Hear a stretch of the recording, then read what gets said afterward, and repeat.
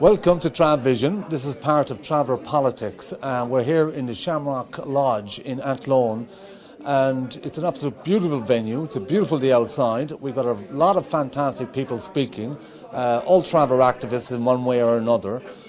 We've speak to various travellers who are running in the elections, those who are running this programme on behalf of MINCEIR WHIDEN in promoting the idea and encouraging travellers to go out, register and vote, and that's the way forward. So we'll keep you up to date with that and more to come.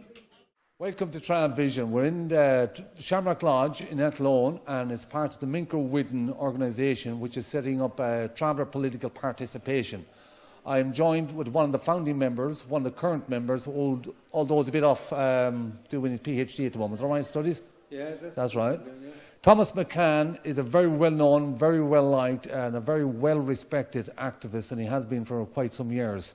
And that doesn't seem to be changing. Thomas, you came here this morning, obviously part of the traveller participation. How's it going? Yeah, it's well, I think it's very good. I think it's really good starting point. You know, in terms of one is the booklet and kind of looking at the workshop and that, and setting the groundwork for a more kind of more engagement with the traveller community around registration, because it really is so important that people are registered and do vote, you know, and at least it gives them a choice to have some say. You know, some people say if you don't register, then you know what right do you have to challenge people? You know, if you're not. One of the key things I would imagine here, or at least the message I would like to take away from it, is you're encouraging travellers to register to vote. You're not telling them vote for one political party or another, just to encourage them to register to vote, because that has a fundamental importance when it comes to elections, particularly around doing halting sites, health, employment. Everything is political. Yeah. Regardless of who people vote for, you can't tell people who to vote for. But like if you're not registered, you don't have a choice. You don't have any choice in the matter. You know, and policies is being made that will affect you, your life, and your family's life, and the wider community's life. So like you don't have a say in that. Unless you were registered to vote. Like who you vote for, I mean, you know, hopefully that people would be, you know, politicised or kind of have some analysis around, you know, what the causes of inequality and racism and all them things, and would vote for people who are against them issues and are kind of putting policies in place. However, you can't tell people you know, who to vote for. So no, people decide that themselves. That's a personal choice. If there was one clear message you would send out to people that have lost faith, disenfranchised, whatever the reason might be, and there's enough reasons why people wouldn't get involved with politics in this country, but if there was something to overturn that or give them a provoke their thoughts, what would it be? Look, change is always possible. You know, it's like, you know, we can stand on the sidelines and watch the game, or we can get involved. If, you know, we either decide to get involved in it and try and change it, or we accept the way things are, you know. And so by no action, we're in some ways accepting what is there, you know. Well, however small the action we take, it empowers us and it empowers the community to bring change to that, to shape that change, because that change will happen. It's just what kind of change is that going to be? Is it going to be more negative change for the community, or are we going to try and shape it to be more positive change? And that's the message I would give. It's a bit like, I suppose, climate change. You have two choices: either believe it or don't believe it. What have you got to lose if you don't believe it? Well, what you have to lose if you don't get involved and if you don't believe it is that it'll start affecting you in your life. And climate change is a much broader issue. I mean, when I'm talking about this, I'm talking about policies that's being made at the local level, about your accommodation, about your children's accommodation and about their future. I'm talking about unemployment, 84–85% among the traveller community. And there's no national unemployment strategy in place, or employment strategy, I should say, in place. That's what I'm talking about. Them policies need to change. Now, we can look on at that and other people making them policies, or we can have a say, you know. And I think we need to get up and we need to get out, and it's not a huge, you know, it doesn't take a huge effort to register, and at least then we can decide, well, who's making what policies. Absolutely. Thomas McCann, thank you very much. And just before you go, the reference I made about climate change, it was much the same of not voting. What have you to lose? You have everything to lose. So why not just register to vote? Why not get involved with either climate change, whatever it is? And just to say, climate change is very important, and we do need to look at the climate, we need to look at the environment, and we do need to become mindful of how that impacts on all of us. Ladies and gentlemen, that's Thomas McCann, traveller activist, and we follow up with a few more interviews as soon as we catch him coming in and out of the doors.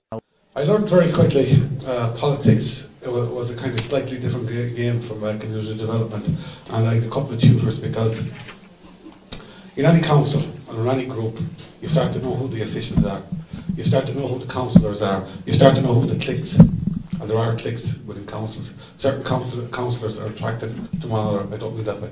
They're attracted to work together, you know, and they work together and work close in tandem. So you have to learn that out fast. So I got involved with a couple of like-minded people that were kind of, were good and had supported travellers over the years. So there's four of us.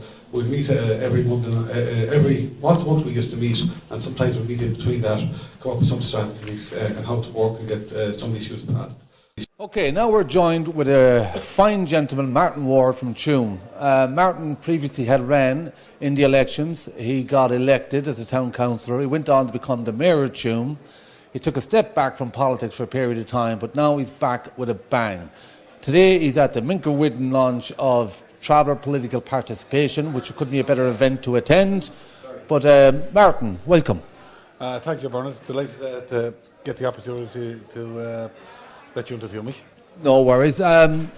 What are you hoping to come from today? What's the message you want to get out there? Well, I think it's important the message is that the travellers have a role to play in elections, whether they're local or national and stuff like that. And it's all about participation, and it's about getting people's voices heard. If we don't register and we don't vote, our voices as travellers will never be heard. We can make change, and that change can be subtle, but we can at some stages control local democracy in that we can decide as a group to target and support certain local councillors or certain TDs, and when we start doing that and we get into that frame of mind, that's when we'll see changes starting to happen at local level. One of the things you'll find, and again, I was no stranger to myself to this because I only started to register to vote for a few years back, is you do become kind of dismayed or disenfranchised with the whole political system.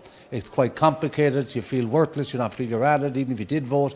But that's not really the case, because the beginning point of anything, or to create change, is taking that first step. And so to register to vote, it's not about voting for one political party or another, it's about getting registered to vote, get out there and make a difference. Would that be the fundamental purpose of today? It is, and it's what democracy is all about. And of course, you're 100% right that travellers and there's certain sections of the settlement community are totally disenfranchised with the whole system and the way the system is going. But if we don't have a voice, if we don't have a vote, what's the point of complaining? We can make change, we can make things happen, and unless we get out there and support particular candidates, it makes no difference what parties you says who want to vote for. The important thing is that we vote, and we can make an awful lot of changes if we want things to happen in our own area.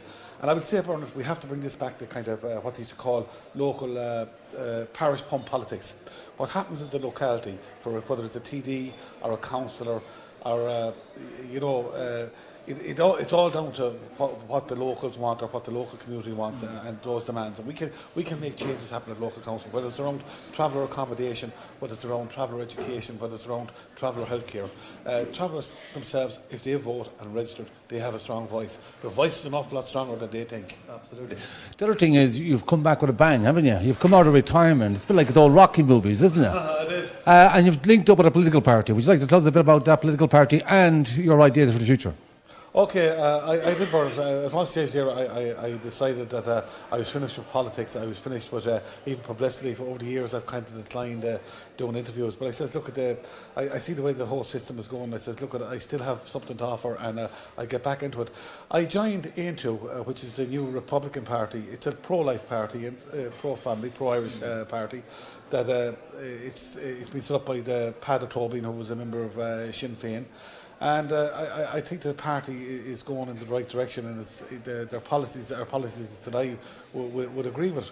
As a former politician and a former mayor, I think I still have something to offer. And when I was in the council for over 13 years, I do know that I got subtle changes and I got a lot of achievements done through working with officials and working with other politicians and working with the travelling community. And I think I still have, as I says, and without constantly repeating the same thing, I still have a lot to offer, and I still think that changes can be made for the better. And Local politics to me are national politics, because what happens at local level should impact on what's happening at national level, you know. Well, not that I be much of anyone to give an endorsement, but I would say this much: for a man that knows you for quite a lot of years, you are very reputable, a very tireless campaigner for rights of people in Tuam, not just travellers, but also settled people. You've been known for that. So on behalf of Tramp Vision, and we will most certainly have you on again in the future, we should height a look, and we really would encourage travellers in your locality to get out and vote Martin Ward. Thank you very much, Martin. Delighted there, and thanks again for giving me the opportunity and to speak. You're more than welcome, my friend, anytime. Thanks, Martin. Now we're joined with Cindy Joyce, who recently graduated in University of Limerick, sociology and... Just sociology. That's all, really? Is that it? Okay, well, that's it now. No, I'm just joking. A doctor's, right, because it was a PhD, and I was there. It was a brilliant day, a brilliant event. Cindy, you're here again today in the Shamrock Lodge, and you're promoting traveller participation in politics. You're also speaking. Could you give us a few hints what you might be talking about? Well, I suppose I'm just talking about the role of the Irish government on our lives as a community, on traveller lives. So what role had the government and what role have they in our lives, and how our lives are controlled and ruled by the government. One of the things about political participation is that when we look at it, we see sort of a different dynamic, because it's very heavy load with particular types of politicians, either the rich, they're either landlords. So when we encourage travellers to vote, we're not telling them to run out and try to get elected. We're telling them use their vote to influential policies change and so on and so forth. What would you say particularly to traveller women within our community about politics? I suppose particularly to traveller women, I think like that, not only for traveller women, but I think all travellers over the age of 18 need to register and vote. I suppose like there is a lot of disenfranchisement within the community, and there is a lot of us saying like what difference will it make, and why do we need to vote, because nothing is ever done about our situation that we're living in, like the circumstances that some of our community is living in, are circumstances that we have seen in Ireland, like in the early 1900s, you know, the poverty, the marginalisation, the isolation, the issues that we're facing, the suicide rates, the overcrowding rates in halting sites, issues with waste collection, issues with where the sites are even located. You will see a lot of this, Cindy, throughout your work, because you've done quite a few theses on various parts of the country, Galway, rural, city, working with young travellers. So obviously you would see the need or the lack of politics. Would that be it? That would be definitely it, yeah. And I think one of the main things is that the majority of the time that these politicians are standing up and going up for election, a lot of they know that the traveller community, that our community are not going to vote, that they're not going to get votes from us. So they don't care about us, they don't care about our situation that we're in, because they're not going to get our votes. But I suppose for me, my advice would be for my community is to look at the politicians in your area and look at their manifestos, see what they're about, see their track record on different social issues around disadvantaged areas. What have they done in the past? What have they done for different groups of people around that local area? And then decide who you want to vote for. And once these politicians know that they're likely to get traveller votes, and high numbers of traveller votes at that, well then the politicians are going to begin to care, because they're working for you. The politicians work for the voters, they work for registered voters. So when you're not a registered voter, they're not working for you. So you can go up to TDs and politicians and you can ask them what they're doing for you, but they're not doing anything for you, because you haven't voted for any of the political parties or independents. And I suppose what it is, you see, then is once they know that our vote can make a difference, it can actually tip the scale. Like one vote can make a difference in who gets elected. And the thing is, I suppose, is that we have seen it for decades upon decades. These, as you call them, these rich landlords, wealthy people that stand up for elections, and they keep being re-elected and re-elected continuously over again. And I suppose the reason for that is because they're gearing towards a certain element in the community that they know that they can get votes from.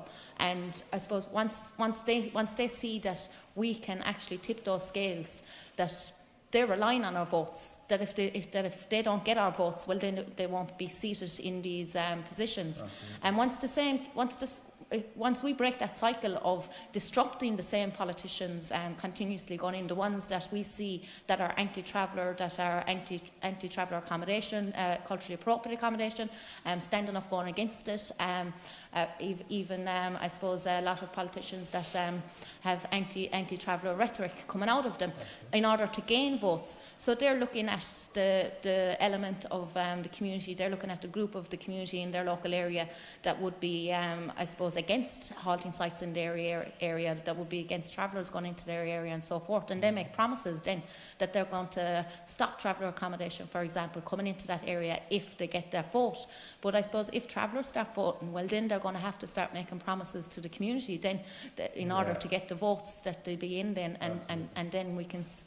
like, things won't change overnight, but slowly things will change. Quite clearly, apart from you being quite naturally intelligent anyway, I imagine you were born intelligent. And Bernard gives a compliment. well, believe it or not, I've come to find out lately that the vast majority are actually they're born intelligent. A different kind of education, intelligence. But with all that, you have got the passion, you got the dedication, you got determination, you got the whole lot. Will you, or are you considering in running in political life? I wouldn't say no in the future, but I'm not for the upcoming elections. I'm not running. Yeah. Cindy Joy, thank you very much for joining me, and no doubt we'll have you on multitude of different platforms for different reasons. Keep up the good work, and we're all very proud of you. Thank you very much.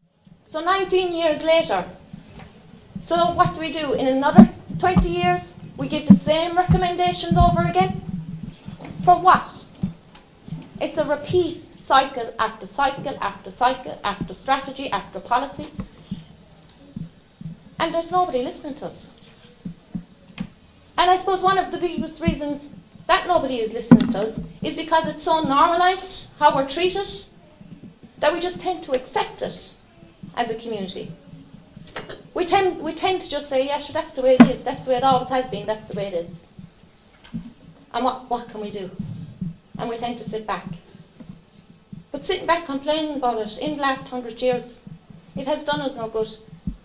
And we haven't been a passive community being quiet about our situation. A lot of people think that we have been passive and sat back and said nothing and allowed this to happen. We have always been an active community. We've always been active in protesting, particularly, I suppose, from the late 70s into the 80s and the 90s. We have protested against the issues and the accommodation issues and the health issues and so forth. But we seem to get nowhere with it. We seem like that we're still stuck in 1922 when the foundation of the state was built. Okay, now we're joined with Martin Collins, joint coordinator of Pavy Point Travel Organisation based in Dublin. And if you remember back at our launch, we had it in the Pavy Point Hall, and Martin was among one of the many guests. Now we're joined here again in the Shamrock Lodge Hotel in Athlone. Martin, the whole idea of today is MINCEIR WHIDEN promoting traveller participation in politics, and to give them a kickstart in terms of registering to vote is your first start. Would that be the theme of the day? Yeah, I think this is a really important event that we're having here in Athlone today, organised by MINCEIR WHIDEN Travel Only Forum. And basically, the whole purpose of today is to generate an awareness among travellers of the importance and the significance of engaging in politics, both at local level, national level, and indeed at a European level, and also to encourage travellers to consider standing as candidates in, either as independents or as members of political parties, or even travellers might want to establish their own political party, and I certainly wouldn't rule that out. But the overall aim is just to create an awareness of how important it is to engage in politics and the influence that the political system has on travellers' lives. And quite often we travellers don't have influence over the political system. And we can see the outcomes of that in terms of poor health, poor living conditions, high unemployment rates, low educational attainment, racism and exclusion. So, by engaging in the body politic, we have the potential to influence policies that could have a positive impact on our lives. Although I will say that we need to be careful that we don't say that engaging in politics is going to be a magic wand and it will resolve all of our issues. Travellers have engaged in a number of different strategies over the years to try and affect change. So community development, empowerment, traveller participation is important. Going to court cases, getting legal advice, using the judicial system to have our rights vindicated. And also just old-fashioned protest, demonstrations, chaining yourself to the radiators in public buildings. These are all valid ways of highlighting human rights abuses and to call on the state to fulfil their legal obligations in terms of vindicating travellers' human rights. When you break it down to the semantics of it all, down to the smaller grains of it, the fundamental thing is that without a vote, you're getting treated less than ordinary. Now, travellers are already getting treated less than ordinary.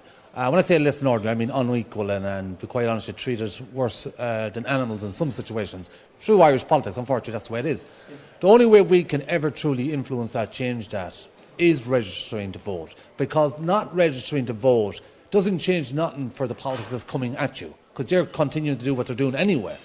So, I suppose, the single vote, and I was going to bring to the point of travellers who are homeless, right, and the importance, even for travellers who are feeling disenfranchised and homeless, that there must be a way of getting their to register to vote. And I was suggesting earlier on that maybe that if travellers went to the local authorities would set up a registered care of address for those who are homeless. Something like this, because we do really need to get every single individual out there and register to vote. Well, I think first of all we need to challenge the apathy and the disillusionment among our own people in relation to voting.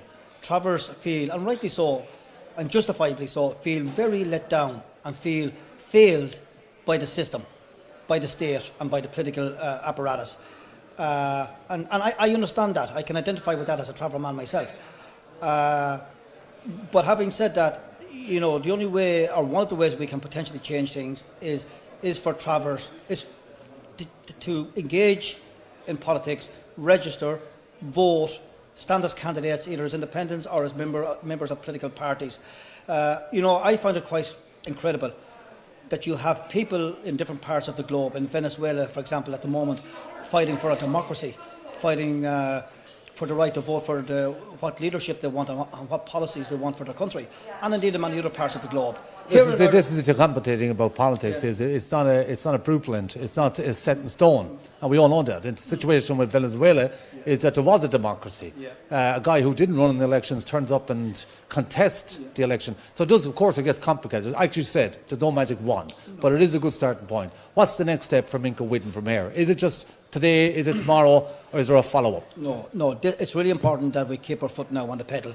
This will be part of an ongoing process where MINCEIR WHIDEN will go out to the regions, speak to travellers and local traveller groups, and begin, to further that discussion and that awareness raising about the importance of registering and voting. And really, I don't think this will work in the way that we would like it to work unless we get the full engagement and the support of the local traveller organisations.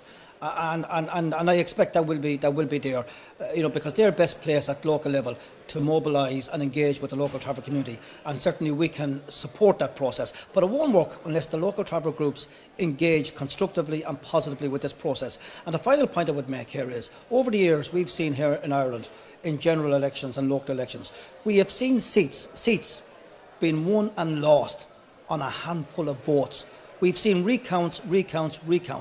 So people's vote does matter. It can make a difference between a particular candidate getting a seat or not getting a seat. So 5 votes, 3 votes, 2 votes actually can make a big difference. And it's important that travellers are aware of that. I remember back in the 80s, the Tony Gregory deal. He held the balance of power between Fianna Fáil and Fine Gael, and both parties were negotiating with him to get his vote. And he held out until he got a good package and a good deal for his constituents in the North Inner City in terms of accommodation and employment opportunities. So one person, a small number of persons, can make a huge difference. Well, I remember the Minister this morning, he made reference, I think it was to Dick Spring, who got elected with 4 votes. So yeah, absolutely. So we're going to leave with that. I want to say thanks again to Martin Collins for coming and taking the time out for to have a few words, and we'll follow up with you later on, and we'll talk to you later on. Thank you. Now we're joined with Catherine Coffey, who lives in Cork, who's running in the local elections, and I believe you're running with a political party, Workers' Party? Yeah, the Workers' Party. So basically it's the Socialist Party. primary objective of the party is the housing crisis at the moment. We have to address the housing. We also have to address about the rent, the non-rent regulations, high rents, and incomes are it's part of across the board with the Workers' Party. A fair wage, affordable rent, affordable housing, and more investment into social housing and health and education. And you've also identified yourself, rightly so, because you were born so, traveller woman. I'm a tinker's granddaughter, and my mother made paper roses, and she taught me how to make paper roses. We sold them. I sold relics. I raffled off holy pictures. I don't know if that's a sin now, like, but we did it anyway. I was fortunate. I was very lucky. I had an older generation of women that taught me a set of skills I could survive anywhere. I was taught to respect my elders, and I was taught to be a good person. They showed it to me. You seem to do it flawlessly, I can tell you. No, that's good too. Nobody is, and nobody should be perfect. As a travel woman running in elections, obviously you have the whole background of who you are and where you come from. It has to be on the forefront of your mind going into politics. What would some of the issues be for travellers in your area? Well, obviously, accommodation is one of them. Another issue, and I see in everyday life is employment, life chances. But across the board, I've seen it in the north side of the city. If you come from a deprived background, if you're living on social welfare and you're living week to week, whether you're a traveller or settled, the life chances of your child are cut very short. Like when austerity was introduced into this country, the first round of cuts in the north side was to the preschools. Now traveller children and settled children use those preschools, and some of those kids had special needs. And the minute the cutbacks happened, those kids lost hours. Therefore, when they went into primary, they were already behind. Therefore, their life chances were cut short. They probably wouldn't even finish secondary school, not alone attend university. And in this day and age, that is wrong. Absolutely. Now you're here today, part of, you've been invited guest to speak with MINCEIR WHIDEN's traveller political participation. Yeah. What's the message you're trying to deliver to travellers today about encouraging them to register to vote? How important is it, Catherine? You have no idea about how important it is to vote. You need to register to vote because if you have an issue that's affecting you, whether it's accommodation, whether it's being discriminated against, whether it's about getting a reference from them, so if you're applying for a job or for a college course or something, they actually look up and see who's registered to vote, and they'll only represent those who vote. And unfortunately, if you're not registered to vote, they're not going to entertain you. Also, being honest about it, when it comes down to it, if you don't register to vote, you are excluding yourself. It's like looking in the window there and watching this interview, and you have no say. You're taking your power away from yourself. You're pushed to the sidelines, aren't you? Yeah, I remember my first vote was for the first female president of Ireland. Yes, I know she was backed by Labour, but that's not the point. It was predominantly because she was a female. It was Mary Robinson. Yeah. I thumbed 25 miles to vote. And it wasn't because I was made to do it. It wasn't because I had to do it. It's because I wanted to do it. And ever since. Now, this year, I'll be honest about it, it came close when it came to the presidential election. Over all the controversy that happened in that. But I still voted. But I didn't vote for the big controversy. Yeah, the biggest. I didn't vote for him at all. But realistically, at the end of the day, it's like anything. If you don't have if you have the keys to your house and you go out the night out and you lose the key to your house, you're locked out, that means you're going to have to get a locksmith or something. It's the same thing with the vote. Yeah, you don't vote, then if you're not going to vote, don't complain then. It mightn't feel like much security to have a vote, but it is a form of security in terms you could put the right person in and hopefully keep the wrong person out. Isn't that effectively it? You could go down to, we were discussing today, you could go down to 3 or 4 votes, and you could get someone that actually is like-minded to us, that knows the struggles travellers have, knows what working class people, the struggles they have, and could fight our corner for us. Absolutely. Or, if you don't vote, we might get some people in that don't like our kind and will keep doors shut on us. That's it. To be honest about it, I'm running because I'm tired of looking from the outside in. I want to dismantle. I want to go in and I want to, if I don't understand something, I don't regurgitate it. So when I'm running for the seat and I'm trying to get, I'm hoping, I am an underdog, I'm under no illusions, but I'm hoping to get the seat, and if I did, I would hope to make a difference across the north side, because we have a mixed population on the north side. We have traveller, we have settled, we have travellers that are married to settled, we have children there from all age groups, and all those children deserve a fair chance. Absolutely. And accommodation, bottom line is, accommodation is a primary. We need accommodations. Absolutely. Now, I would say this to you because, and it's no secret anyway, because everyone in the country knows that the backbone of the traveller community are traveller women. Yeah. Fine people saying to you, you already know this. But I would say if you were to speak out to young traveller women, not just even register to vote, but encourage them to get into politics, what would you say to them? I would say to them, look, I didn't come, as I just said earlier on, I made paper roses. I gigged at the back doors of convents. I sold relics. I raffled holy pictures. And I'll be straight down the line with you. I used to do an awful lot of listening on the television because reading and writing wouldn't have been a big thing in my family. And then what happened was that I started asking questions. And then I had to meet a person that would have known a lot about politics and about housing and different things. And we spoke, and then I got more curious. And the message I give to young travelling women, if you don't know something,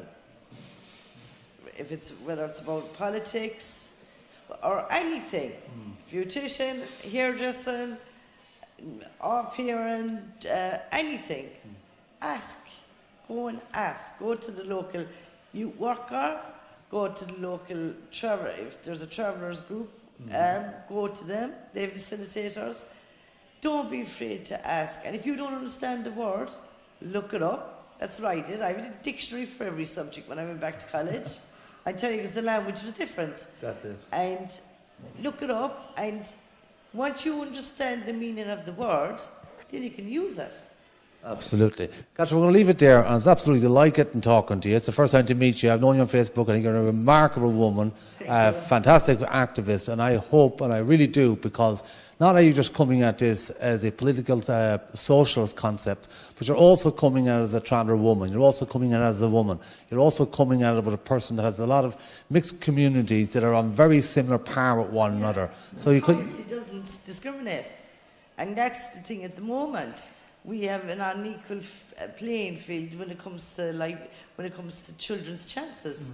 Every child should be able to read and write. Every child should have the security of a roof over their head and a dinner on their table. Absolutely. And sadly, in this country, it's not happening at the moment. Well, that's it. You heard it from Catherine Coffey. And look at you guys in Cork. Please give her an opportunity. Please give her a chance, because I think she could do some wonderful things for Cork and indeed all people and not just travellers. Thank you. Thank you, Bernard. Well, that's it from TravVision, but before we go, I thought it was quite an eventful event with some great people on, some interesting topics being talked about, issues being raised. Now, we also have Peter Casey coming up in just after St. Patrick's weekend, so that'll be something also to watch out for. Now, I'll just do this a quick reminder and tell you exactly what TravVision is once more. It is a working class channel. We're not professionals, we're not funded. We try to stay within the best guidelines of good practice that we can possibly come across, but we do not pull punches. We can afford to.